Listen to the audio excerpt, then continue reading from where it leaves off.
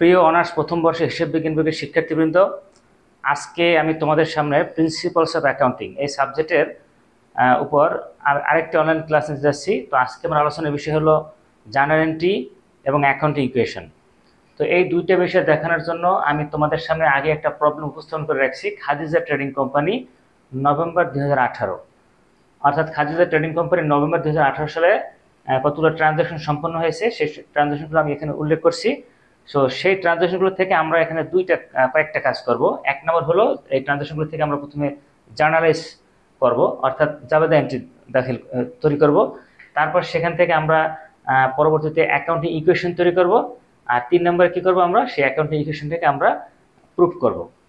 তো অর্থাৎ এখানে আমাদের আলোচনার বিষয় দুইটা, প্রথমত জাবেদা তৈরি করা, দেন আমাদের অ্যাকাউন্টিং ইকুয়েশন তৈরি করা।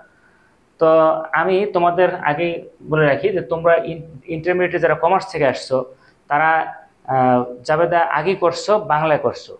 এখন তোমরা দেখবে যে এখানে নতুন কিছুই না, তোমরা আগে ইন্টারমিডিয়েট যে জাবেদাগুলো করছো বাংলায়, ঠিক সেইগুলোই আমরা এখানে ইংরেজিতে করব। তো কাজে এখানে নতুন কোনো কিছু নাই, তোমরা ভয়ের কোনো কারণ নেই, সহজ জাবেদাগুলো সহজে হবে। তো সেই জাবেদাগুলোকে আমরা হিসাব বিজ্ঞানের ডেবিট ক্রেডিট নীতিমালা অনুযায়ী কীভাবে আমরা এটাকে পোস্টিং দেব, কোনটা ডেবিট করব কোনটা ক্রেডিট করব, সেটা কিন্তু আমরা গত ক্লাসে তোমাদের সামনে rules of determining debit and credit নিয়ম আমি গতকালকে আলোচনা করছি। তো সেই নিয়মের আলোকেই আজকে আমি তোমাদের সামনে এই জাবেদাগুলো করব। তো স্টুডেন্টস, 1 নম্বরে দেখো, খেয়াল কি লেখা আছে। খাদিজা ইনভেস্টেড টাকা 30,000 cash to start a new business. অর্থাৎ এই ব্যবসার মালিক খাদিজা, সে ইনভেস্ট করছে, বিনিয়োগ করছে টাকা 30,000, 30,000 টাকা বিনিয়োগ করছে। কিসে? ক্যাশ টাকায়, নগদ টাকায় বিনিয়োগ করছে। অর্থাৎ তার নিজস্ব ক্যাশ টাকা সে ব্যবসায় নিয়ে আসছে। তো সেই ক্ষেত্রে এটার জন্য কি জাবেদা হবে? এই লেনদেনটার মাধ্যমে আমরা হিসাবের দুইটা হিসাবে আমরা প্রভাব দেখতে পাই। 1 নম্বর হলো ব্যবসায় ক্যাশ টাকা বাড়ছে, তার মালিকের ব্যক্তিগত টাকা ব্যবসায় আসছে। ব্যবসা একটা আলাদা সত্তা, একটা ইউনিট ধরতে হবে। তো ব্যবসার কাছে টাকা আসছে, তাহলে আমরা এখানে প্রথমত বলবো যে একটা ক্যাশ বাড়ছে। ক্যাশ বাড়া মানে একটা অ্যাসেট বৃদ্ধি পাইছে, আর অ্যাসেট বাড়লে কি হয়? ডেবিট হয়। তাহলে ক্যাশ একটা অ্যাসেট, এই অ্যাসেট বাড়ছে ব্যবসা প্রতিষ্ঠানে। তাহলে অ্যাসেট বাড়লে আমরা আগেই জানি যে অ্যাসেট ইনক্রিজ হলে ডেবিট হয়। অ্যাসেটটার নাম কি? ক্যাশ। তাহলে আমরা এখানে নভেম্বর 1 তারিখে দেখো, নভেম্বর 1 তারিখে আমরা কি জাবেদা করব? প্রথমে আমরা করব ক্যাশ ডেবিট, অর্থাৎ সম্পত্তি বাড়ছে, ক্যাশ ডেবিট হবে। কত টাকা ডেবিট হবে? 30,000 টাকা। এরপরে মালিকের মূলধন বাড়ছে। এখন আমরা জানি যে কারবার প্রতিষ্ঠানে মালিকের তরফ থেকে যা আসে সবটাই মূলধন বা ওনার সিকিউরিটি, যেটাকে বলা হয় বাংলায় মালিকানা সত্ত্ব। তো এই ওনার সিকিউরিটি বা যদি বৃদ্ধি পায় তাহলে হয় ক্রেডিট, যদি হ্রাস পায় তাহলে হয় ডেবিট। এখন তুমি খেয়াল করো যে এখানে একই সাথে ক্যাশও বাড়ছে, একটা অ্যাসেটও বাড়ছে এবং মালিকের মূলধন বাড়ছে। তাহলে মূলধন বাড়লে তো ক্রেডিট, আমরা এখানে আগে লিখছি ক্রেডিট। তাহলে মূলধনটা কি হবে? ইংরেজি হলো ক্যাপিটাল। মূলধন ইংরেজি হলো কি? ক্যাপিটাল। ক্রেডিট কত টাকা? 30,000 টাকা। তো স্টুডেন্টস, নভেম্বর 3 তারিখে কি লেখা আছে দেখো। দ্য বিজনেস বড় টাকা 5,000 ফ্রম এ ব্যাংক। ব্যবসা প্রতিষ্ঠান কোন একটা ব্যাংক থেকে বড় বা ধার করছে কত টাকা? 5,000 টাকা। And a notes payable was sign.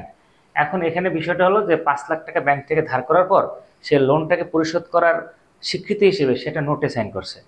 তো এক্ষেত্রে বিষয় হলো দুইটা, প্রথমত ব্যবসায় ক্যাশ টাকা বাড়ছে, আর ব্যাংক লোনের স্বীকৃত দলিল হিসেবে একটা নোট এসে সাইন করলো। তখন সেই নোটস পেয়েবলটা দায় হিসেবে গণ্য হয়ে যাবে। অর্থাৎ সেই নোটস পেয়েবলটাকেই আমাদের ব্যাংক লোন হিসেবে সামনে পরিশোধ করতে হবে। তা আমাদের এখানে জাবেদা হবে, প্রথমত ব্যবসার ক্যাশ টাকা বাড়ছে, নভেম্বর 3 তারিখে জাবেদা হবে কি? ক্যাশ হবে ডেবিট। কত টাকা ডেবিট হবে? 5,000 টাকা। আর ক্রেডিট হবে নোটস পেয়াবল। ক্রেডিট কত টাকা? 5,000 টাকা। এখন এখানে একটু কথা আগে একটু বুঝো যে সাধারণত ব্যাংক থেকে ধার করার পর যদি নোটে সাইন করা না হইতো তাহলে সেক্ষেত্রে আমরা কিন্তু জাবেদা করতাম cash debit, bank loan credit. কিন্তু যখন নোটে সাইন করা হয়ে গেল তখন ব্যাংক লোন ক্রেডিট না করে নোটস পেবল ক্রেডিট করতে হবে। তো নোটস পেবলটার ব্যাংক লোনের মধ্যে পার্থক্যটি হলো, ব্যাংক লোনে এখানে আইনগত কোনো দলিলে স্বাক্ষর করা হয় না, আর নোটস পেবল মানে ব্যাংক লোনটা যে আমরা পরিশোধ করবো সেই জন্য একটা আইনগত একটা দলিলে স্বাক্ষর করছি। তখন সেই দলিলটা ব্যাংক লোনের একটা স্বীকৃত, একটা আইনগত একটা স্বীকৃতি হিসেবে গণ্য হয়, তখন ব্যাংক লোনটা কি আমরা ব্যাংক লোন না লিখে নোটস পেবল লিখলাম। তো এখানে নোটস পেবল দ্বারা মূলত হিসাব বিজ্ঞানে কি হয়েছে, হিসাব বিজ্ঞানের ডেবিট ক্রেডিট নির্ণয়ের যে সূত্র, সেখানে আমরা কোনখানে প্রভাব ফেলছে, এখানে লায়াবিলিটি বাড়ছে। লায়াবিলিটি কি, নোটস পেবল একটা দায়টা কি হয়েছে এখানে নতুন করে ইনক্রিজ হয়েছে, তাহলে দায় বাড়লে হয় ক্রেডিট। আর অন্যদিকে ক্যাশ একটা সম্পদ, সেটা বৃদ্ধি পেয়েছে, ক্যাশ হবে কি ডেবিট। তা আমরা সেই নিয়মে আমরা কি করলাম, সম্পত্তি বাড়ছে ক্যাশ ডেবিট, আর নোটস পেবলটা দায় বাড়ছে, দায় হবে ক্রেডিট। আচ্ছা এইবার তোমরা একটা খেয়াল করো, তো স্টুডেন্টস নভেম্বর 5 তারিখের ট্রানজাকশনটা দেখো, এখানে কি বলা আছে, ইকুইপমেন্ট কস্টিং টাকা 10,000। ইকুইপমেন্ট মানে হলো অফিস সরঞ্জাম, এই অফিস সরঞ্জাম একটা সম্পদ। এটা মূলত আমরা ক্রয় করি ব্যবহারের জন্য, এটা বিক্রয়ের জন্য ক্রয় করা হয় না। আর ব্যবহারের জন্য যা ক্রয় করি সবগুলোকে সম্পদ বলে। এখন এবার খেয়াল করো, ইকুইপমেন্ট কস্টিং টাকা 10,000 ওয়াজ পারচেজ, এটা আমরা ক্রয় করছি 10,000 টাকায় ক্রয় করছি, ফর টাকা 4,000 ক্যাশ, অর্থাৎ ওই 10,000 টাকার মধ্যে 4,000 টাকা আমরা নগদে পরিশোধ করছি, আর বাকি থেকে 6,000 টাকা, সেই 6,000 টাকার জন্য আমরা কি করলাম, নোটস পেয়েবল ফর টাকা 6,000, অর্থাৎ আমাদের ইকুইপমেন্টটা আমরা ক্রয় করছি মোট 10,000 টাকায়। তাহলে শুরুতে আমাদের যে কাজটা করতে হবে, এটা সম্পদ বৃদ্ধি পাইবে, মোট কত টাকা বৃদ্ধি পাইবে, 10,000 টাকা। তো এখন আমরা সম্পদটাকে ডেবিট করি। তো খেয়াল করো নভেম্বর 5 তারিখে, নভেম্বর 5 তারিখে আমরা কি করব, ইকুইপমেন্ট এটা আমরা পারচেজ করছি, তো একটা সম্পত্তি পারচেজ করছি, এই জন্য সম্পত্তি ডেবিট হবে। সম্পত্তি পারচেজ করে সম্পত্তি কি হয়, ডেবিট হয়। এখন এবার তোমাদের একটা প্রশ্ন আসতে পারে যে পারচেজ তো মানে ক্রয়, তো ক্রয় করলে তো আমরা ক্রয় ডেবিট করি, কিন্তু ক্রয় কখন ডেবিট করা হয়, ক্রয় বা পারচেজ তখন ডেবিট করা হয় যখন নাকি সেই ক্রয়টা পুনরায় বিক্রয়ের জন্য ক্রয় করা হয়। পুনরায় বিক্রয়ের জন্য আমরা যা কিছু ক্রয় করি সবগুলোকে পণ্য, বাংলায় বলা হয় পণ্য, ইংরেজিতে বলা হয় গুডস। এবং সেই ক্রয় বিক্রয়ের জন্য যদি আমরা এই ইকুইপমেন্টটা ক্রয় করতাম, তাহলে তো আমাদের ইকুইপমেন্ট না লিখে এখানে পারচেজ ডেবিট করা লাগতো। কিন্তু যেহেতু আমরা ইকুইপমেন্টটা এখানে ক্রয় করছি আমরা ব্যবহারের জন্য, সেজন্য এটাকে কিন্তু সম্পত্তি হিসেবে গণ্য করতে হবে। কি হিসেবে গণ্য করতে হবে, অর্থাৎ ব্যবহারের জন্য তুমি যাই কেন সবগুলোই কিন্তু সম্পদ। তো ইকুইপমেন্ট একটা সম্পদ, ডেবিট হবে। ডেবিট হবে কত টাকায়, 10,000 টাকায়। এখন এই 10,000 টাকার মধ্যে তুমি নগদে পরিশোধ করছো 4,000 টাকা, তো এইটার কারণে নগদ টাকা হাত থেকে চলে গেছে, আর নগদ টাকা হাত থেকে চলে গেলে অ্যাসেট ডিক্রিজ হয়, অ্যাসেট তাহলে কমছে। প্রথমত ইকুইপমেন্টের অ্যাসেট বাড়ছে 10,000 টাকায়, অ্যাসেট ইনক্রিজ করার কারণে 10,000 টাকা ডেবিট করছি, কিন্তু এই অ্যাসেটটা কিনতে যেয়ে আমার আরেকটা সম্পত্তি ক্যাশ টাকা কমে গেছে। কত টাকা কমছে, 4,000 টাকা। তাহলে ক্যাশ কমলে সম্পত্তি কমছে, ক্রেডিট হয়ে যাবে। তাহলে ক্রেডিট করবো কি আমরা, ক্যাশ ক্রেডিট। কত ক্রেডিট করবো আমরা, 4,000 টাকা। আচ্ছা এখন দেখো, এই 10,000 টাকার সম্পত্তি মধ্যে 4,000 টাকা নগদ পরিশোধ হয়েছে, বাকি 6,000 টাকা তো আমরা এখনো পরিশোধ করে নেই, সেটা কিন্তু দায় হিসেবে রয়ে গেছে, বকেয়া হিসেবে রয়ে গেছে। এখন দায়টা আমরা কি নামে দেখাবো, সেই দায়টা পরিশোধ করার জন্য যখন আমরা একটা নোটে সাইন করে দিচ্ছি, নোটস পেবল দেখানো আছে, তারপর নোটে সাইন করছি আমরা, তাহলে দায়টার নাম হয়ে যাবে নোটস পেবল। দায়টার নাম কি হয়ে যাবে, নোটস পেবল।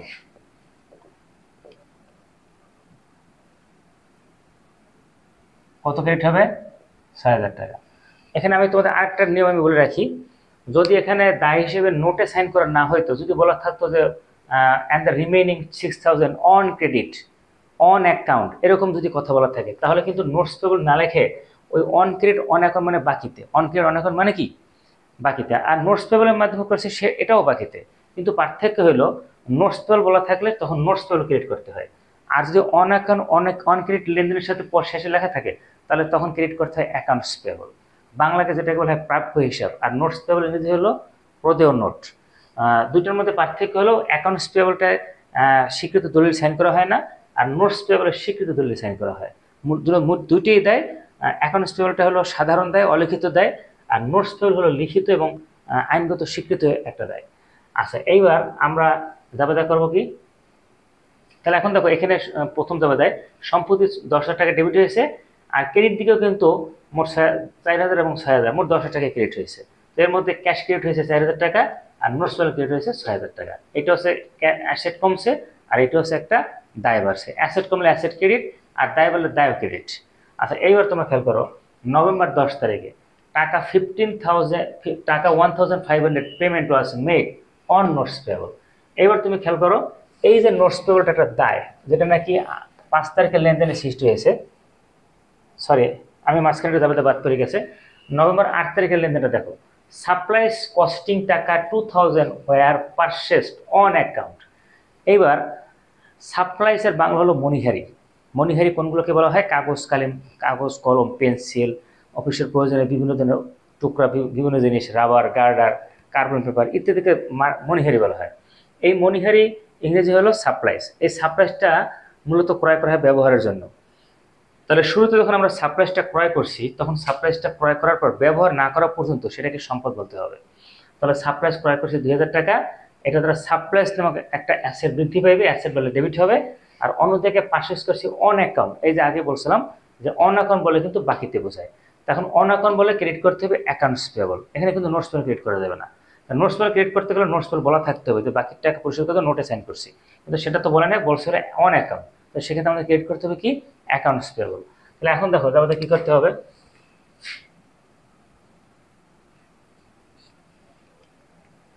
যাবে হবে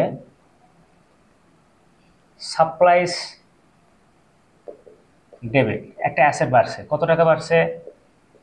2000 টাকা। আর এই সাপ্লাইসটা ক্রয় করছি আমরা বাকিতে। তাহলে সেই ক্ষেত্রে অ্যাকাউন্টস পেয়েবল, যার বাংলা অর্থ হলো প্রদেয় হিসাব। বাংলায় আমরা লিখছি কি? প্রদেয় হিসাব। ইংরেজি থেকে লিখতে হবে কি? Accounts payable. এইবার নভেম্বর 11 তারিখে দেখো, নভেম্বর 11 তারিখে বলছে 1500 টাকা পেমেন্ট ওয়াজ মেড, মানে 1500 টাকা পেমেন্ট ওয়াজ মেড, মানে আমরা পরিশোধ করছি। কিসের জন্য পরিশোধ করছি? On notes payable. অর্থাৎ এখানে খেয়াল করো, এইখানে নোটস পেয়েবলটা 6000 টাকা যেটা দায় হিসেবে আছে, 8 তারিখে লেনদেন দ্বারা যে দায়টা সৃষ্টি হয়েছে, সেই দায়টার একটা অংশ 1500 টাকা আমরা পরিশোধ করছি নভেম্বর 11 তারিখে। এখন দায় পরিশোধ করলে কি হয়? দায় যতটুকু পরিশোধ করা হবে ততটুকুর দ্বারা দায় ডেবিট করতে হবে। এবার দেখো লেখা আছে নিয়ম, দায় যদি ডিক্রিজ হয় তাহলে কিন্তু ডেবিট হয়। দায় একটা নিজস্ব একটা ক্রেডিট ব্যালেন্স, আমার কাছে তৃতীয় পক্ষ টাকা হবে, সেটা অলওয়েজ ক্রেডিট। এখন সেই দায় যদি পরিশোধ করে দিই তাহলে দায় তো কমে যায়, দায় কমলে দায় হবে কি? ডিক্রিজ হবে, মানে কমে গেছে, ডেবিট হয়ে যাবে। তো দায়টার নাম কি? Notes payable. এইটা আগে ছিল ক্রেডিট, এখন সেখান থেকে যতটুকু পরিশোধ হলো, কত পরিশোধ? 1500 টাকা। এটা দ্বারা কি করতে হবে? নভেম্বর 11 তারিখে নোটস পেয়েবল হবে ডেবিট, কত টাকা? 1500 টাকা। আচ্ছা, এখন নোটস পেয়েবল ডেবিট করলাম, আর ক্যাশে পরিশোধ করছি, ক্যাশ টাকা চলে গেছে, ক্যাশ হয়ে গেছে ক্রেডিট। আমার মনে হচ্ছে যে এই কথাগুলা কমার্সের স্টুডেন্টরা আগে থেকে জানো, কিন্তু অনেকে সায়েন্স স্টুডেন্ট, সেজন্য আমাকে সম্পত্তি, লায়াবিলিটি, ওনার সিকিউরিটি কোনটা বাড়ছে কোনটা কমছে সেটা আলাদা করে মেনশন আমি একটু বেশি করে করছি। মূলত প্রথম ক্লাস হওয়ার কারণে এগুলো একটু বেশি ব্যাখ্যা করার প্রয়োজন হয়। এবার তোমরা দেখো নভেম্বর 10 তারিখে ক্যাশ রেভিনিউ অফ টাকা 8000 ওয়াজ কালেক্টেড। ক্যাশ রেভিনিউ মানে কি? রেভিনিউ মানে আয়। আমরা রেভিনিউ কালেকশন করছি ক্যাশ টাকায়, কত টাকায়? 8000 টাকায়। আচ্ছা, রেভিনিউ কালেকশন মানে হলো আয় অর্জন হয়ে গেছে, কাউকে কোনো সেবা প্রদান করছি, কাউকে আমরা কি করছি? কোনো সেবা প্রদান করছি, এবং সেই সেবাদার প্রদান করছি নগদে, যে কারণে সেই সেবা প্রদানের বিনিময়ে আমরা নগদে ক্যাশ টাকা পাইছি। তাহলে এখন যাবত হয়েছে এখানে দুইটা, প্রথমত ক্যাশ বাড়ছে, আমার একটা সম্পত্তি বাড়ছে, ক্যাশ বাড়লে সম্পত্তি ডেবিট হবে। আর রেভিনিউ নামে একটা আয় বাড়ছে, এই দেখো আয় বাড়লে কিন্তু আয় ইনক্রিজ হলে, বৃদ্ধি পেলে কিন্তু ক্রেডিট হয়। তাহলে আমাদের এখানে যাবতে কি হবে? নভেম্বর 14 তারিখে আমাদের যাবতে হবে ক্যাশ ডেবিট, কত টাকা? 8000 টাকা। আর ক্রেডিট হবে কি? সার্ভিস রেভিনিউ, সরি এটার নাম হবে সার্ভিস রেভিনিউ। আমরা রেভিনিউ কালেকশন করে কেন করছি? আমরা কাউকে সেবা প্রদান করছি, এটাকে বলা হয় সেবা আয়, সার্ভিস রেভিনিউ, মানে সেবা আয় হিসেব ক্রেডিট। কত ক্রেডিট হবে? 8000 টাকা। এখন আমরা পরবর্তী ট্রানজাকশন 20 নভেম্বর তারিখের ট্রানজাকশন কি লেখা আছে দেখো। 20 নভেম্বর তারিখে বলা আছে revenue of taka 2000 was earned but not yet collected. অর্থাৎ এবারও আমরা সেবা প্রদান করছি আর 2000 টাকার, কিন্তু সেই টাকাটা আর্ন হয়েছে, অর্জন হয়ে গেছে, মানে সেবা প্রদান করছি যার কারণে এটা আর্ন হয়ে গেছে, বাট নট ইয়েট কালেক্টেড, কিন্তু এখনও সেই টাকাটা আমি আদায় করতে পারিনি। তার মানে এখানে সেবা দেওয়া হয়েছে বাকিতে, সেবা দেওয়া হয়েছে কি? তো বাকিতে সেবা প্রদান করলে কি যাবে দেখো, তো স্টুডেন্টস বাকিতে সেবা প্রদান করার কারণে টাকাটা এখনো কালেকশন করি নেই, কিন্তু আমি টাকা ভবিষ্যতে কারো কাছে পাবো, যাকে সেবা প্রদান করছে তার কাছে টাকা পাবো। তা টাকা পাইলে কি হয়, টাকা যদি কারো কাছে পাই তাহলে সেটার বিরুদ্ধে একটা প্রাপ্য হিসেবে লিখি বাংলা, ইংরেজিতে লিখতে হয় অ্যাকাউন্ট রিসিভেবল। ইংরেজিতে কি লিখতে হয়, account receivable.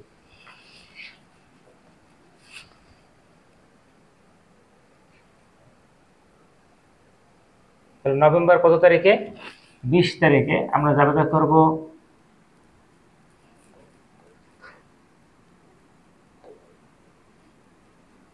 Account receivable debit, কত টাকা, 2000 টাকা।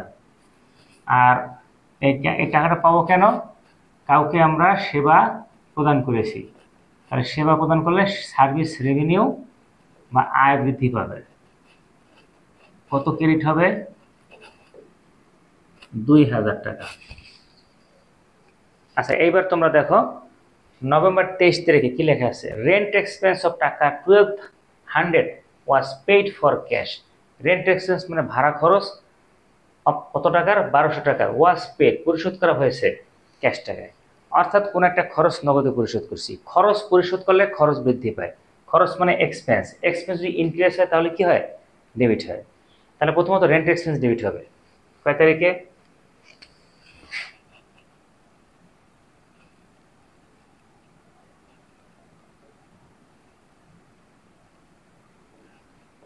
রেন্ট ডেবিট হবে কত টাকা,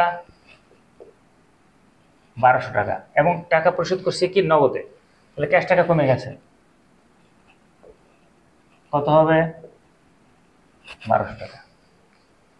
এইবার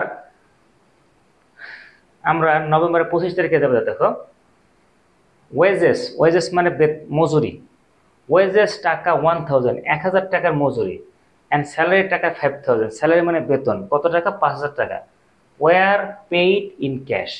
অর্থাৎ এখানে মজুরি 1000 টাকা বা ওয়েজেস 1000 টাকা এবং স্যালারি এক্সপেন্স 5000 টাকা, এই দুইটা খরচ আমরা নগদে পরিশোধ করছি। তাহলে খরচগুলো এখানে ডেবিট হয়ে যাবে, যেহেতু খরচগুলো পরিশোধ করেছে খরচ বাড়ছে। তো খরচ দুটোর নাম কি এখানে, নভেম্বর 25 তারিখে দুইটা খরচ, একটা হলো কি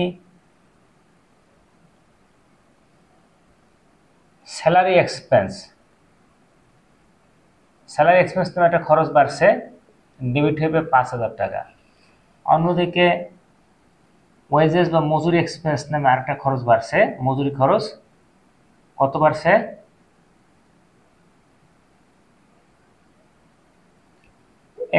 মজুরি এক্সপেন্সেস বাড়ছে কত, 1000 টাকা।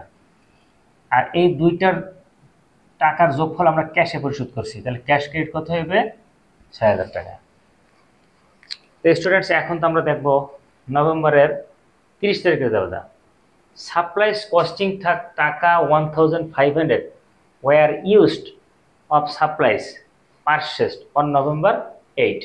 আচ্ছা এখন দেখো নভেম্বর 8 তারিখে আমরা 2000 টাকার সাপ্লাইস ক্রয় করছিলাম, তখন আমরা জাবেদা করছিলাম supplies debit accounts payable credit 2000 টাকা। এখন ওই যে সাপ্লাইসের ডেবিট আছে সেটা কিন্তু ডেবিট করেছিলাম সম্পদ হিসেবে। এখন এই সাপ্লাইসটা যদিও আমরা সম্পদ ডেবিট করছি, কিন্তু এটা তো আমরা ব্যবহারের জন্য ক্রয় করছিলাম, আজীবন সেই সম্পদটা থাকবে না, একটা পর্যায়ে সম্পত্তি ব্যবহার হয়ে যাবে। এখন আমাদের এখানে অঙ্কের 30 নম্বর জায়গাতে বলছে যে সেই যে 2000 টাকার সাপ্লাইস ডেবিট ছিল সেখান থেকে 1500 টাকা আমরা কি করছি, কস্টিং 1500 টাকা ওয়ার ইউজড ব্যবহার করে ফেলেছি।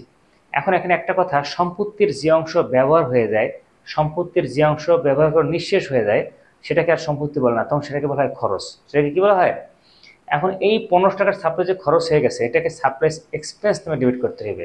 আর এই খরচটা আবার ওই যে 2000 টাকার সাপ্লাইসের যে ব্যালেন্স সেখান থেকে বিয়োগ করে দিতে হবে, তাহলে সাপ্লাইস এক্সপেন্স হবে ডেবিট, আর সাপ্লাইস থেকে দেখো যেহেতু এই টাকাটা বিয়োগ করতে হবে তাহলে সাপ্লাইস হয়ে যাবে ক্রেডিট, অর্থাৎ সাপ্লাইস নামের সম্পত্তি আগে যে জমা ছিল সেখান থেকে এটা কমে যাবে। তাহলে এখন এখানে যাবে কি হবে, দেখো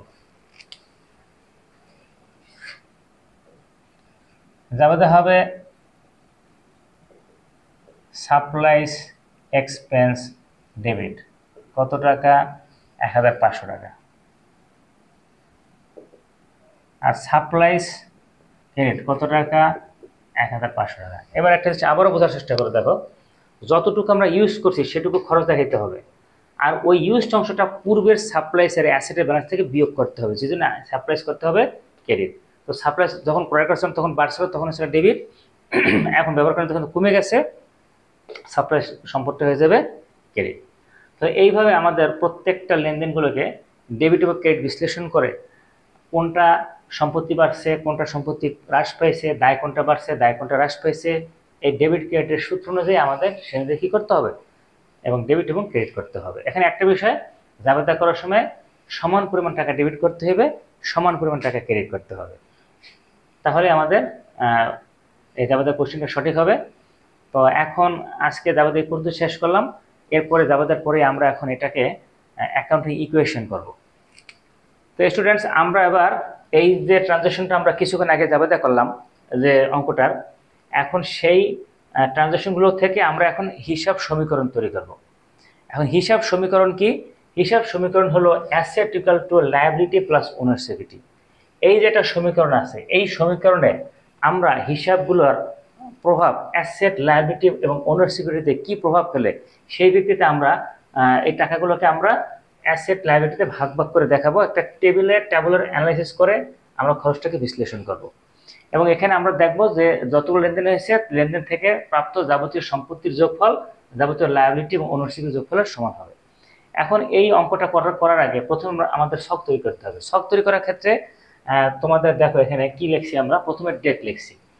ডেট লেখার পর অ্যাসেটের আন্ডারে আমরা 4টে অ্যাসেট লিখছি, cash, account receivable, equipment, supplies.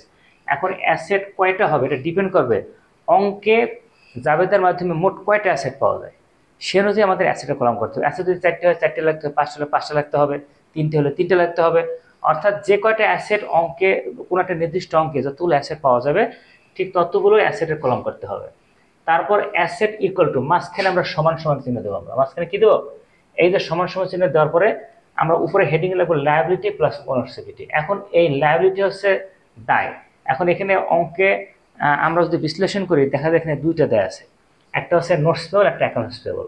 যতগুলো দায় থাকবে ততগুলোই দেখাইতে হবে। সাধারণত এই দুটোর মধ্যে থাকে, কখনো কখনো শুধু অ্যাকাউন্টস পেবল থাকে, আর অন্য কোনো দায় থাকেই না। যদি 2টাও থাকে, কখনো 3টাও থাকতে পারে, এর বেশি সাধারণত দায় লেখা লাগে না। এরপরে ক্যাপিটাল হলো মালিকের প্রদত্ত মূলধন।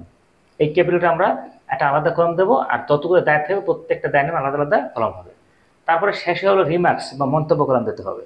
আচ্ছা, এখন এই মন্তব্য কলমটা কখন লাগবে সেটা আমরা আগে একটু বলে রাখি। দেখো এখানে কিন্তু মোট 5 প্রকারের হিসাব, অ্যাসেট, লায়াবিলিটি, ওনারশিপিটি, এছাড়াও রেভিনিউ এবং এক্সপেন্স নামে আরও 2টা আইটেম আছে। কিন্তু আমরা এখানে কিন্তু রেভিনিউ এবং এক্সপেন্স নামে কোনো কলম করে নেই।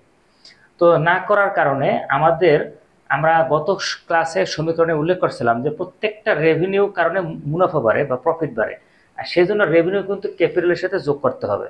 যেহেতু প্রফিট বাড়লে প্রফিটটা আবার মূলধন ক্যাপিটালের সাথে যোগ হয়ে যায়, রেভিনিউ বাড়লে যেহেতু প্রফিট বাড়ে তাহলে রেভিনিউ ক্যাপিটালের সাথে যোগ হয়ে যাবে। আর আরেকটা হলো এক্সপেন্স। এক্সপেন্স কিন্তু প্রফিট হ্রাস করে। তো এখন এক্সপেন্স বাড়লে যেহেতু প্রফিট কমে, আর প্রফিট যেহেতু মূলধন থেকে বিয়োগ হয়ে যায়, ক্যাপিটাল থেকে বিয়োগ হয়ে যায়, সেজন্য এক্সপেন্সটা ক্যাপিটাল থেকে আমরা কি করব? বিয়োগ করবো। দ্যাট মিনস আমরা এখানে রেভিনিউ এবং এক্সপেন্সের জন্য আমরা কোনো কলাম তৈরি করে নিই। রেভিনিউটা যদি কোনো আইটেম আসে ক্যাপিটালের সাথে যোগ করে দেখাবো, আর যদি এক্সপেন্স আসে তাহলে এক্সপেন্সের ক্যাপিটাল থেকে বিয়োগ করে দেখাবো। এখন এখানে একটা জিনিস খেয়াল করো, আমরা মন্তব্যটা কখন দেবো? এই মন্তব্য কলমে মন্তব্য তখনই দেবো যখন নাকি কোনো একটা আইটেম ক্যাপিটালের সাথে যোগ বিয়োগ হয়। ক্যাপিটালের সাথে যে সমস্ত আইটেম যোগ বিয়োগ হয় সেগুলোর জন্য শুধু মন্তব্য দেখাতে হবে। তো এখানে সাধারণত নতুন মূলধন আনয়ন করা কিংবা রেভিনিউ এবং এক্সপেন্স যেগুলো নাকি ক্যাপিটালের সাথে যোগ বিয়োগ হয় ওগুলোর জন্য আলাদা কী করতে হবে? আমাদের রিমার্কস বা মন্তব্য দিতে হবে। তাহলে এখন আমরা পর্যায়ক্রমে যেভাবে আমরা জাবেদা করছি, যে সম্পত্তি এবং দায়গুলো ডেবিট ক্রিয়েট করছি, ঠিক একইভাবে ওই নিয়মটা আমরা আগে জাবেদায় আমরা ডেবিট ক্রিয়েট করছি, এখানে আমরা ছকে অ্যাসেট লায়াবিলিটি যেখানে বৃদ্ধি হ্রাস পাইছে সেখানে আমরা যোগ বিয়োগ করে দেখাবো। আচ্ছা, 1 নম্বর লেনদেনটা কি বলা ছিল? খাদিজা ইনভেস্টের টাকা 330,000 cash to start a new business. তো খাদিজা 30,000 টাকা ক্যাশ ব্যবসায় নগদ টাকা বিনিয়োগ করেছিল। আমরা জাবেদা করছিলাম ক্যাশ ডেবিট ক্যাপিটাল ক্রেডিট। তোমাদের খাতায় অবশ্যই লেখা আছে, তোমরা অঙ্কটা ক্লাস করার সময় আমার অনুরোধ যে তোমরা একটা খাতা নিয়ে বসবে এবং জাবেদার সলিউশনটা তোমরা আগেই সমাধান করে নেবে। তারপর জাবেদার সমাধান যে আগে করা থাকে তাহলে আমাদের এই অ্যাকাউন্টিং ইকুয়েশনে পোস্টিং করা খুবই সহজ এবং ইজি হয়ে যাবে। তাহলে এখন এবার খেয়াল করো আমাদের জাবেদা কি করা ছিল? Cash debit capital credit. তা ক্যাশ ডেবিট হওয়ার কারণে একটা অ্যাসেট বাড়ছে। অ্যাসেটের নাম কি ছিল? এই যে ক্যাশ। কত টাকা বাড়ছিল? 30,000 টাকা। এখানে তারিখ কত? নভেম্বর 1 তারিখ। আচ্ছা, ক্যাশ বাড়ছে, আরেকটা কি বাড়ছে? ক্যাপিটাল বাড়ছে। এখন দেখো আমরা ক্যাপিটালে আবার সেই 30,000 টাকা যোগ করে দেখাবো। তো ক্যাপিটালটা হলো লায়াবিলিটি এবং অন্য সিকিউরিটি সাইড, এই সাইডটা হলো মূলত ক্রেডিট পাস, আর অ্যাসেটের যতগুলো আইটেম আমরা যোগ করবো সেগুলো হলো ডেবিট পাস। যদি কোনো লেনদেনের কারণে অ্যাসেট বাড়ে তাহলে অ্যাসেট পাশে আমরা দেখাবো, আর যদি কোনো লেনদেনের কারণে লায়াবিলিটি এবং অন্য সিকিউরিটি বাড়ে তাহলে আমরা লায়াবিলিটি এবং অন্য সিকিউরিটির যে কলামগুলো আছে সেখানে দেখাবো। আচ্ছা, এইবার নভেম্বর 3 তারিখে কি বলছে? দ্য বিজনেস বড় টাকা 5,000 from a bank and notes payable আর সাইন। এটার জন্য আমরা কি করছিলাম? আমরা যখন টাকা ধার করছি তখন আমরা ক্যাশ ডেবিট করছিলাম, ক্যাশ বাড়ছে, আর নোটস পেবল একটা ঋণের একটা দলিল, এবং সেটার কারণে একটা দায় বাড়ছে, সেটা হচ্ছে কি নোটস পেবল। তো আমরা ক্যাশ ডেবিট করছি 5,000 টাকা। কত টাকা? নভেম্বরের 5,000 টাকা। তাহলে এখন স্টুডেন্টস আরেকটা কথা বলে রাখি, তোমরা পরীক্ষার খাতায় প্রতিবার কোনো একটা লেনদেনের সাথে কোনো একটা আইটেম যোগ বিয়োগ হওয়ার আগেই ওইটার একটা ব্যালেন্স তোমরা টেনে নেওয়া, এটা বেটার হবে। তবে ব্যালেন্স ছাড়া করলেও সাধারণত নম্বর কাটে না, তবে দেওয়াটাই উত্তম। তো সেই কারণে আমি দেখো প্রথম নভেম্বর 1 তারিখে ট্রানজ্যাকশন করে এখন আমার এইটার আবার একটা প্রথমে কী করবো, আমরা একটা ব্যালেন্স বের করবো। সেই ব্যালেন্সটা কত হবে? দেখো, ক্যাশের যোগফল 30,000, 30,000ই আছে, আর যেগুলো নাই সেগুলো আমরা লিখবো না। আমার ক্যাপিটাল কত আসছে? ব্যালেন্স 30,000। অর্থাৎ দ্বিতীয় ট্রানজ্যাকশন করার আগেই প্রথম ট্রানজ্যাকশনের ব্যালেন্স আমাদের এখানে বের করে রাখতে হবে। এখন এখানে আরেকটা কথা বলি, যেহেতু ক্যাপিটাল কলমে 30,000 টাকা নতুন করে আসছে, আমি আগে বলছিলাম যে ক্যাপিটাল কলমে কোনো টাকা আসলেই সেটা মন্তব্য দিতে হবে। এখন এই টাকাটা কেন আসছে? মালিকের ইনভেস্টমেন্ট বা বিনিয়োগ হিসেবে আসছে, সেই জন্য আমরা এখানে একটা মন্তব্য দেব, ইনভেস্টমেন্ট। ঠিক আছে? দেন এখন আমরা পরবর্তী ট্রানজ্যাকশন নভেম্বরের 3 তারিখে এই ব্যালেন্সটা, এটা হলো ব্যালেন্স, এই ব্যালেন্সটা বের করার পর এখন আমাদের নভেম্বরের 3 তারিখে ব্যালেন্স মানে কি? যে আগের যোগফলগুলোর সর্বশেষ ফলাফল, সেটাকে ব্যালেন্স বলে। আচ্ছা, এখন এবার খেয়াল করো, দ্য বিজনেস বড় টাকা 5,000 ফ্রম, এটা আগে বলছি যে তারপর হবে ক্যাশ ডেবিট আর নোটস পেবল ক্রেডিট। তা ক্যাশ কোথায়? এই দেখো, ক্যাশ যেহেতু ডেবিট হয়েছে, ক্যাশে 5,000 টাকা বাড়বে, আর নোটস পেবল একটা দায়, সে দায় তো 5,000 টাকা, এই যে দায় কলমে বাড়বে 5,000 টাকা। আচ্ছা, এখন এটার জন্য কোনো মন্তব্য দেওয়ার কোনো প্রয়োজন নেই। কেন প্রয়োজন নেই? এটা তো ক্যাপিটাল কলমে যোগ বিয়োগ হয় নাই। যে কোনো ট্রানজ্যাকশনের জন্য মন্তব্য দেওয়ার কোনো প্রয়োজন নাই, শুধুমাত্র ক্যাপিটাল কলমে কোনো আইটেম যোগ বিয়োগ করে সেটার জন্য কিন্তু আমাদের মন্তব্য দিতে হবে। আচ্ছা, এখন তাহলে আমরা এখন আবার নতুন করে আবার ব্যালেন্স টানবো। অর্থাৎ আগে 30 ছিল, আরো 5,000 যোগ হয়েছে, কত হয়ে গেছে? ব্যালেন্স হলো 35,000 টাকা। এখানে নোটস পেবল কত আছে? 5,000 টাকা। এটা যখন 5,000 আসছে, আর ক্যাপিটাল ব্যালেন্স 30,000 টাকা। অর্থাৎ প্রতিবার আমরা আগের যোগফলগুলো সবগুলো যোগফল আমরা নিচে নতুন করে আবার যোগফল করব, সেটা হবে ব্যালেন্স। আচ্ছা, এইবার নভেম্বরের 5 তারিখে ইকুইপমেন্ট কস্টিং টাকা 10,000 আজ পারচেজ, 10,000 টাকার ইকুইপমেন্ট ভবিষ্যৎ ক্রয় করছিলাম, যার 4,000 টাকা ক্যাশে পরিশোধ করছি, আর বাকি 6,000 টাকা বাকি ছিল, সেটার জন্য নোটস পেবল সাইন করছি। যাবে ছিল ইকুইপমেন্ট ডেবিট 10 টাকা 10,000, সম্পত্তি 10,000 টাকা বাড়ছে, আর ক্যাশ ক্রেডিট ছিল 4,000 টাকা, ক্যাশ 4,000 টাকা কি করতে হবে? কমাইতে হবে, আর নোটস পেমেন্ট 6,000 টাকা নতুন করে দায় কি করতে হবে? বাড়াইতে হবে। তাহলে এখন দেখো, প্রথম ইকুইপমেন্ট কলামে নভেম্বর 5 তারিখে ইকুইপমেন্ট কলাম কত আছে? ইকুইপমেন্ট কলামে আমরা ইকুইপমেন্ট ক্রয় করছি 10,000 টাকা, এই 10,000 টাকা ইকুইপমেন্ট কলামে কি করতে হবে? আমাদের যোগ করতে হবে। আচ্ছা, এরপরে 4,000 টাকা এই কারণে ক্যাশ কমে গেছে, যেহেতু টাকা ক্রয় করার সময় 4,000 টাকা নগদে পরিশোধ করছি, তাহলে এই 4,000 টাকা ক্যাশ কলাম থেকে বিয়োগ করতে হবে, কারণ ক্যাশ কিন্তু ক্রেডিট হয়েছে এখানে। তারপরে হলো দেখে তোমার 6,000 টাকা নোটস পেবল বকেয়া ছিল, সেই নোটস পেবলটা একটা দায় বাড়ছে, নোটস পেবল কলামে কি করতে হবে? সেটা ক্রেডিট করতে হবে। ক্রেডিট করলে সেখানে কি হয়ে যাবে? যোগ হয়ে যাবে। এখন আমরা নতুন করে আবার ব্যালেন্স টানবো। তো ব্যালেন্স টানলে কত হয়? ক্যাশের যোগফল 35 থেকে 4,000 টাকা বিয়োগ হবে 31,000 টাকা। এটা হচ্ছে ব্যালেন্স। অ্যাকাউন্ট রিসিভেবলের কোনো যোগ বিয়োগ নাই, কিছুই টাকা নাই, কিছু লেখার প্রয়োজনও নাই। নোটস পেবল কত আছে? 11,000 টাকা। ক্যাশ ক্যাপিটাল কত আছে? 30,000 টাকা। এইবার আমরা নভেম্বরের 8 তারিখের লেনদেন কি লেখা আছে দেখো, সাপ্লাইজ কস্টিং টাকা 2000 আর পারচেস মানে এখন যাবে ছিল সাপ্লাইজ ক্রয় করছিলাম বাকিতে 2000 টাকায়, সাপ্লাইজ নামক অ্যাসেট বাড়বে 2000 টাকা, আর বাকিতে কিনছি যেহেতু অ্যাকাউন্টস পেয়েবল ক্রেডিট হয়ে যাবে 2000 টাকা। তাহলে এখন দুইটা জায়গায় পাওয়া হবে, প্রথমত সাপ্লাইজ বাড়ছে, সাপ্লাইজ যোগ করতে হবে। সাপ্লাইজ কোথায় আছে, নভেম্বর কত 8 তারিখে, এই যে সাপ্লাইজ কলমে 2000 টাকা দেখাইতে হবে। আর অ্যাকাউন্টস পেয়েবল ক্রেডিট হয়েছে, অ্যাকাউন্টস পেয়েবল একটা দায়, দায় কলমে 2000 টাকা দেখাইতে হবে। এখন নতুন করে আবারও ব্যালেন্স টানতে হবে। ব্যালেন্স টানলে কত হবে, 31,000 টাকা, 10,000 টাকা, 2,000 টাকা, 11,000 টাকা, 2,000 টাকা, 30,000 টাকা, অর্থাৎ প্রত্যেকটার যোগফল নতুন করে আবার বের করছি। এইবার নভেম্বর 11 তারিখে কি লেখা আছে, টাকা 1500 payment was made on notes payable. ওই যে আগে যে নোটস পেয়েবলটা মোট 11,000 টাকা দেখো পরিশোধ করা বাকি আছে, সেই 11,000 টাকার মধ্যে থেকে 1500 টাকা আমরা পরিশোধ করছি, 1500। তো পরিশোধ করলে যাবে ধরছিল কি, notes payable debit, cash credit. Notes payable একটা ক্রেডিট ব্যালেন্স, ওটাকে ডেবিট হলে বিয়োগ হয়ে যায়, কত টাকা ডেবিট হবে, যতটুকু পরিশোধ করছি। আর ওইটা আবার ক্যাশ পরিশোধ করছে, ক্যাশও কমে গেছে, ক্যাশ থেকে সেই টাকাটা কী করতে হবে, বিয়োগ করতে হবে। দেখো এখানে ফলাফলটা হলে একটা দায় কমছে, একটা দায় কমছে, একটা সম্পত্তিও কমছে। এখন আবার আমরা কি করব, ব্যালেন্স টানবো। 31,000 থেকে এটা বিয়োগ করে কত, 29,500। সাপ্লাইজ অফিস ইকুইপমেন্ট সবগুলো যোগফল টানছি, এটা কত হবে, 9,500, 2,000, 30,000। প্রত্যেকটা যোগফল আমরা নতুন করে আবার ব্যালেন্স টানছি। এইবার আমরা করব নভেম্বরের 14 তারিখে ক্যাশ রেভিনিউ টাকা কত, 8,000 ওয়াজ কালেক্টেড। অর্থাৎ আমরা ক্যাশ রেভিনিউ মানে নগদের সেবা প্রদান করছি।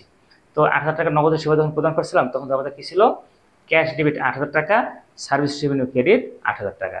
আচ্ছা এখন দেখো প্রথমত ক্যাশে আমরা 8,000 টাকা যোগ করব। নভেম্বর 14 তারিখে কত টাকা যোগ করবো আমরা, 8,000 টাকা যোগ করছি। আর সার্ভিস রেভিনিউ আমি আগেই বলছিলাম যে রেভিনিউ এবং এক্সপেন্স নামে কোনো কলাম এখানে দেওয়া হয় নাই। তো রেভিনিউ মূলধনের সাথে হবে যোগ, আর এক্সপেন্স হয়ে যাবে বিয়োগ। রেভিনিউ কত এখানে, 8,000 টাকা কীভাবে যোগ হবে। এখন দেখো যেহেতু মূলধন আইটেম ক্যাপিটাল কলামে যোগ বিয়োগ হয়েছে, তা আমাদের এখানে কিন্তু মন্তব্য দিতে হবে। মন্তব্য কী দিতে হবে, টাকাটা কি কি কি কি কারণে যোগ হয়েছে, সেই আইটেমটা এখানে আমাদের এখানে ব্যাখ্যা হিসেবে দেখাইতে হবে। এখানে লিখতে হবে কি, সার্ভিস রেভিনিউ। আচ্ছা এখন যদি আমরা এটা যদি ব্যাখ্যা না দিই, তাহলে ক্যাপিটালের সাথে 8,000 টাকা কি পারপাসে যোগ হয়েছে, কোন খাত থেকে টাকাটা আসছে, আমরা কিন্তু সেই ব্যাখ্যাটা পরিষ্কার আমরা বুঝতে পারবো না। সেই জন্য মূলধন কলমে কোনো একটা আইটেম যোগ বিয়োগ করলেই সেটা কিন্তু একটা ব্যাখ্যা দিতে হবে। আচ্ছা এইবার আমরা কি করব, যোগ বিয়োগ করবো। যোগ বিয়োগ করলে 29,500 সাথে 8,000 টাকা যোগ করলে কত হবে, 37,500। Equipment 10,000, supplies 2,000, notes payable 9,500, accounts payable 2,000, capital কত 38,000। এইবার এই ব্যালেন্সটা বের করার পর দেন নভেম্বর 20 তারিখের ট্রানজ্যাকশন। দেখো নভেম্বর 20 তারিখে কি বলছে, revenue of taka 2,000 was earned but not yet collected. আমরা 2,000 টাকার সেবা আর্ন করছি মানে সেবা প্রদান করছি, কিন্তু টাকাটা এখনও আমরা হাতে পাই নাই।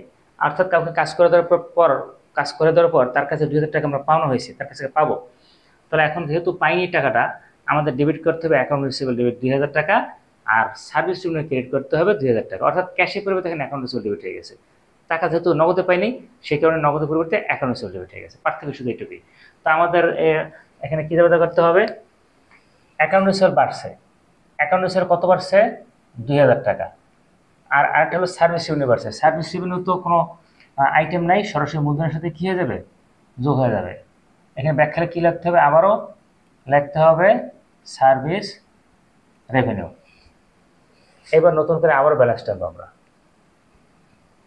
ব্যালেন্স কত আসছে, 37,500, 2,000, 10,000, 2,000, 9,500, 2,000, 40,000, অর্থাৎ সবগুলো যোগ করছি আবার নতুন করে। এইবার আমরা যে ব্যালেন্সটা বের করলাম, এবার নতুন করে আবার কি করব, আমরা নভেম্বরের 23 তারিখের ট্রানজেকশন কি লেখা আছে, রেন্ট এক্সপেন্স টাকা 1200 ওয়াজ পেইড ফর ক্যাশ, অর্থাৎ ভাড়া খরচ 1200 টাকা নগদে পরিশোধ করছি। যাদের ছিল rent expense debit, cash credit. তো ক্যাশ কমছে, ক্যাশ থেকে আবার আমরা কি করব, নভেম্বর 23 তারিখে আমরা ক্যাশ টাকা থেকে 1200 টাকা বিয়োগ করব। আর রেভিনিউ, এখানে একটা এক্সপেন্স বাড়ছে। আগে বলছিলাম যাবতীয় খরচ মূলধন থেকে বিয়োগ হবে, কারণ খরচ মুনাফা কমাই দেয়, আর মুনাফা কমানো মূলধন থেকেও সেটা বিয়োগ হয়ে যাবে। এই কারণে আমাদের কি করতে হবে, 1200 টাকা মূলধন থেকে বিয়োগ করতে হবে। এখানে কিন্তু ব্যাখ্যা দিতে হবে রেন্ট এক্সপেন্স, কারণ মূলধন থেকে কোনো আইটেম যোগ বিয়োগ হলে সেটা ব্যাখ্যা দিতে হয়। এখন নতুন করে আবারও আমরা কি করব, যোগ বিয়োগ করব। 37,500 থেকে 1200 বিয়োগ করলে কত হইবে,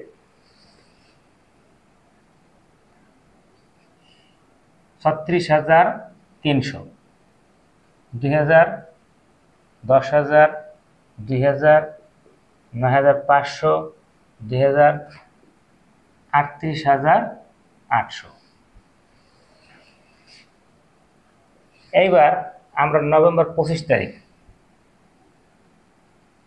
নভেম্বর 25 তারিখে কি লেখা আছে দেখো, ওয়েজেস টাকা 1,000 অ্যান্ড স্যালারি টাকা 5,000 আর পেইড ইন ক্যাশ। দুইটা খরচ নগদে পরিশোধ করছি। তাহলে নগদ ওয়েজেস ডেবিট 1,000, স্যালারি ডেবিট 5,000, এই দুইটা ডেবিট হবে, আর ক্রেডিট হবে দুইটার যোগফল, অর্থাৎ 1,000 5,000 যোগফল কত, 6,000 টাকা ক্যাশ ক্রেডিট। আচ্ছা, তাহলে এখন এই ক্যাশ টাকা থেকে আমরা 6,000 টাকা বিয়োগ করবো, যেহেতু নগদে পরিশোধ করা হয়েছে। আর ওয়েজেস এবং এক্সপেন্স দুইটা খরচ, দুইটাই মূলধন থেকে কি হবে, বিয়োগ হবে। এইটা হলো ওয়েজেস, 1,000 টাকা ওয়েজেস এক্সপেন্স বিয়োগ হইবে, আর 5,000 টাকা বিয়োগ হবে কি, স্যালারি এক্সপেন্স। এখন দেখো আমরা এই দুটো বিয়োগ করার পর এখন আমাদের ব্যালেন্স কত আসে, 36,300 থেকে আমরা বিয়োগ করব কত, 6,000 টাকা বিয়োগ করলে কত, 30,600 হবে। তাহলে ব্যালেন্সটা কত আসছে এবার, 30,300,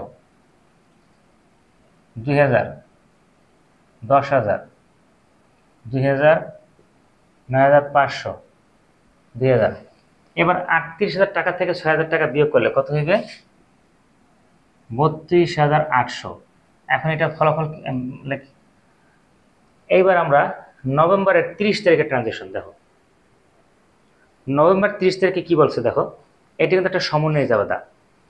সাপ্লাইজ কস্টিং টাকা 1,500 were used out of supplies purchased on November 8। এখন দেখো নভেম্বরের 8 তারিখে আমরা 2,000 টাকার সাপ্লাইজ পারচেস করছিলাম, তখন কিন্তু পুরোটাকে আমরা অ্যাসেট দেখেছি।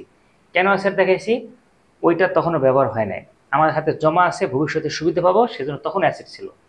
কিন্তু নভেম্বরের 30 তারিখে দেখা গেল যে মাসের শেষে এই পুরো মাসব্যাপী ওইখান থেকে আমরা 1500 টাকার সাপ্লাইজ অলরেডি ব্যবহার করে ফেলেছি। তো ব্যবহার করলে তখন সেটার জন্য যাবে কী করছিলাম, যতটুকু ব্যবহার করেছি ততটুকু আবার খরচ, তাহলে সাপ্লাইজ এক্সপেন্স হবে ডেবিট 1500 টাকা, আর ওইটা আবার সাপ্লাইজ থেকে বিয়োগ করতে হবে। তাহলে সাপ্লাইজ ক্রেডিট হবে 1,500 টাকা, অর্থাৎ সাপ্লাইজ এক্সপেন্স ক্রেডিট ছিল 1,500 টাকা, আর সাপ্লাইজ ক্রেডিট ছিল 1,500 টাকা। এখন সাপ্লাইজ যেহেতু ক্রেডিট ছিল, ওই যে ব্যবহার করার কারণে সাপ্লাইজ যেহেতু কমে গেছিলো, সেই 1,500 টাকা সাপ্লাইজ থেকে কী করতে হবে, বিয়োগ করতে হবে। বিয়োগ করার পর এই 1,500 টাকা আবার খরচ দেখাইছি, আমরা খরচ দেখাইছি, খরচটা কি ডেবিট ছিল, সাপ্লাইজ এক্সপেন্স ডেবিট। সাপ্লাইজ এক্সপেন্সটা আবার কেবল থেকে কি হয়ে যাবে, বিয়োগ হয়ে যাবে। ব্যাখ্যা কি দিতে হবে, সাপ্লাইজ এক্সপেন্স। স্টুডেন্টস, আমি আবার বিষয়টা বলার চেষ্টা করি। তোমাদের আগেই বলছি যে অঙ্কটা বুঝতে গেলে তোমার সামনে জাবেদার তালিকা থাকা প্রয়োজন, কারণ এই ধরনের অঙ্ক করানোর সময় আমরা সাধারণত জাবেদা পাশাপাশি দেখাই এবং জাবেদা থেকেই অঙ্কর সমাধানটা দেখাই। এখন যেহেতু আমার বোর্ডে আমি মুছে ফেলেছি আর তোমরাও আমার সামনে নাই, তো তোমরা যারা ক্লাস করবা, আমার প্রথমে যে জাবেদাগুলো আমি সংশোধন দেখাইছি তোমাদের, সেই জাবেদাগুলোকে আগে হাতে নিয়ে জাবেদাগুলো আগে দেখবা, তারপর আমরা জাবেদা কোনটা ডেবিট করছি কোনটা ক্রেডিট করছি, এবং কোথায় এগুলো যোগ বিয়োগ করতেছি সেগুলো কিন্তু জাবেদা যেখানে ডেবিট ক্রেডিট যে হিসেবগুলোতে করছি সে অনুযায়ী কিন্তু করতে হবে। সেজন্য জাবেদা হাতে থাকলে তোমাদের বুঝতে সুবিধা হবে। এখন এবার খেয়াল করো, 30 তারিখে আমি আবার বলছি দেখো যে সাপ্লাইস কস্টিং টাকা 1500 টাকা, 1500 টাকা। এই যে 2000 টাকার সাপ্লাইস আমরা 8 তারিখে ক্রয় করছিলাম, সেখান থেকে 1500 টাকা ইউজ হয়ে গেছে। তো ইউজ হয়ে গেলে সেটা আর সব সম্পদের মধ্যে থাকে না, সেটা খরচ হয়ে গেছে। তো সেটাকে খরচ তোমার দেখাইতে হয়, যতটুকু ব্যবহার করছি। তো তাহলে সাপ্লাইস এক্সপেন্স ব্যবহার করছি 1500 টাকা, সাপ্লাইস এক্সপেন্স হবে 1500 টাকা, আর ওই টাকাটা আবার সম্পত্তি থেকে বিয়োগ করার জন্য সাপ্লাইসটাকে করতে হবে ক্রেডিট। তা সাপ্লাইস থেকে ক্রেডিট করছি, বিয়োগ করে সেটা দেখাইছে খরচ হিসেবে। খরচ নিয়ে গেছি কোথায়? মূলধন থেকে বিয়োগ। তার মূলধন থেকে বিয়োগ হচ্ছে সাপ্লাইস এক্সপেন্স নামে। এখন আমরা নতুন করে আবার ব্যালেন্স টানি। তো ব্যালেন্স টানলে কত? Cash 30,300, account receivable 2000, equipment 10,000, supplies 500, notes payable 9,500, accounts payable 2000, আর ক্যাপিটাল কত আছে? 32,500 থেকে 1500 টাকা বিয়োগ করলে 31,300। আচ্ছা স্টুডেন্টস, এখন তোমাদের যে বিষয়টা লক্ষ্য করতে হবে যে আমাদের হিসাব সমীকরণ মানে কি? যাবতীয় অ্যাসেটের যোগফল যাবতীয় লায়াবিলিটি এবং ওনার সিকিউরিটির যোগফলের সমান হবে। এখন সেই জিনিসটা আমাদের প্রুফ করতে বলছে 3 নম্বরে। সেই প্রুফটা আমরা এখন আবার সংক্ষেপে করে ফেলি। দেখো এখানে অ্যাসেটের যোগফল কত? অ্যাসেটের যোগফল হলো এই সবগুলোর যোগফল 30,300, 2000, 10,000 এবং 500। এই 4টে আইটেমের যোগফল হবে 42,400। অর্থাৎ এখানে অ্যাসেট ইকুয়াল টু 42,800। নাম 1 2 3 4, এই 4টে অ্যাসেটের যোগফল 42,800। এইবার লায়াবিলিটি প্লাস ওনার সিকিউরিটি, এই তিনটা, প্রথম দুটো লায়াবিলিটি, শেষেরটা ওনার সিকিউরিটি, এই তিনটা যোগ বিয়োগ করলে কত হয়? এই তিনটা যোগ বিয়োগ করলেও 42,800। তাহলে আমরা কি দেখতে পেলাম? যে asset equal to liability plus owner security. তাহলে আমাদের সমীকরণটা প্রমাণ হয়ে গেছে। অর্থাৎ যখন আমরা জাবেদার সঠিকভাবে ডেবিট ক্রেডিট পোস্টিং করব এবং সম্পত্তি এবং দায়িত্বে আমরা সেটা হিসাব সমীকরণে যখন আমরা টেবিলে সম্পত্তি দেখে দায়গুলো দায় দেখে সঠিকভাবে পোস্টিং করতে পারবো, তাহলে এই সমীকরণটা অবশ্যই দেখা যাবে কি যে asset equal to liability plus owner security, এটা সমান হয়ে যাবে। এবং এটা যদি সমান হয়ে যায় তাহলে আমরা বুঝতে পারবো আমাদের হিসাব সঠিক হয়েছে এবং হিসাব সমীকরণটা প্রমাণ হয়ে গেছে, প্রুফ হয়ে গেছে। তো স্টুডেন্টস, আজকে এ পর্যন্তই রাখলাম। আশা করি তোমরা ক্লাসটা বুঝতে পারছো। তারপরও যদি কোনো তোমাদের বুঝতে কোনো অসুবিধা হয় বা কোনো মন্তব্য থাকে তাহলে তোমরা সেই মন্তব্য কলমে আমাকে মন্তব্য দিয়ে জানাবা। সবাইকে ধন্যবাদ আমার ক্লাসে থাকার জন্য।